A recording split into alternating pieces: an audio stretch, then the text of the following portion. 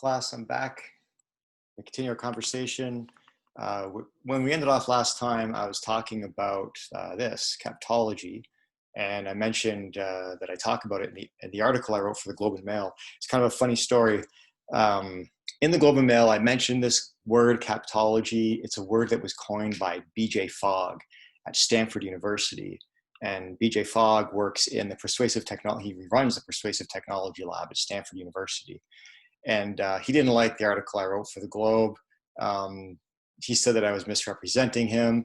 So I'll get into that. So captology for BJ Fogg is really about, it's not about taking advantage of people's vulnerabilities. It's about really using computers to persuade people, using digital technology to persuade people. Let's just put it that way. You can think of it as a form of rhetoric. I mean, it is a modality of suasion. How can you use the bare tools of digital technology? How can you use software design to persuade people to do things? But mostly persuade them to click or to buy or to stay on a site longer. So BJ Fogg said, I teach these things, but I don't tell people how to use them. I don't tell them to use them for bad purposes. So I can't be blamed for anything. I'll let you think about that. But anyway, so there's captology. Now, captology, you can think of it in terms of capturing. So capturing someone's attention. It's not what BJ Fogg meant by it, but that's a good way to think about it. The design of a slot machine uses very, very precise elements to capture people's attention. The colors that are used, the shapes of the designs, the speed at which the wheels move, and the variability at which people win or lose. Those are all designed to keep people playing. So those kinds of principles are actually applied in software design and in getting people to use an app and to use it more and to use it longer. So that's one thing. So that's captology. Second word for today is going to be psychometrics, which is a little bit different, but it does also have to do with cognitive science, has to do with brains. And psychometrics, you probably all filled out a psychometric quiz at one point or another. Maybe you've done this on BuzzFeed and not realized that by filling out a quiz on BuzzFeed, that your psychological data is being recorded. A psychological profile of you is being created, primarily to market things to you, primarily so that that profile can then be sold by a third party to figure out what kinds of stuff you want to buy, what kinds of things you want to see. That's valuable. So your attention, your psychological profile and your attention are being bought and sold behind the scenes on the web. This silly cartoon was in the Globe and Mail, dark Swiss chocolate with crushed pistachio nuts and a creamy caramel filling, exactly the way I like it. How did you know?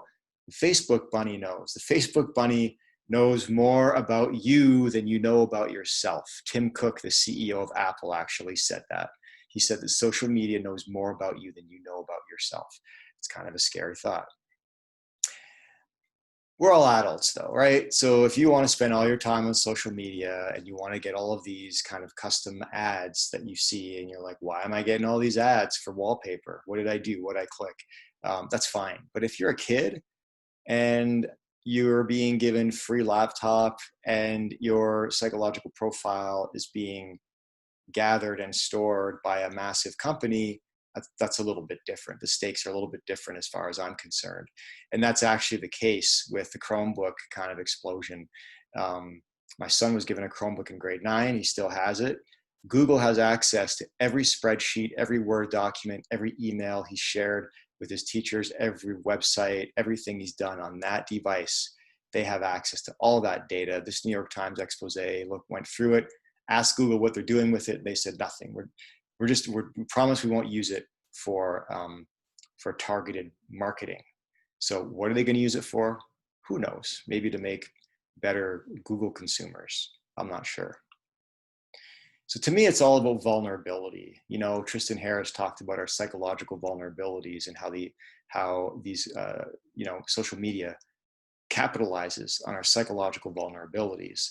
But to me, certain groups are more vulnerable than others. So you could think of elderly people being taken advantage of in a phone scam, and you could think of younger children or teenagers being taken advantage of because they have certain kinds of psychological needs or compulsions, for example, that tech can actually tap into very easily. And they can do that without them even knowing it, or without their parents or guardians or anyone else knowing it. So this is why old people freak out about tech. We're going to be reading some of that stuff later on in the term. So um, I'm going to leave this for next time, but here is probably the scariest graph I've ever shown parents. I've given a lot of talks to parents. I showed them this graph and they all freak out. And I'm going to talk about why next time. But I'll let you think about captology and psychometrics in the meantime.